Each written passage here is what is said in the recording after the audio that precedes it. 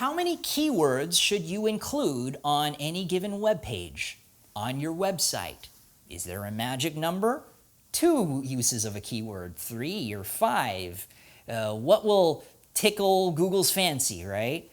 Here's the bottom line. There's no explicit number that's going to guarantee success. You want to be careful of keyword stuffing, right? Let's just jam this page full of keywords. It looks like it was written by a robot, by AI.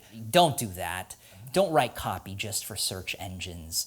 The truth is, you need a solid SEO, an expert who can help you determine the best keyword strategy for you. Even though there is no hard and fast rule about how many keywords need to go on this page, have an expert help you walking through the appropriate number of keywords for any given web page. You also want someone to think about high-level SEO keyword strategy in general.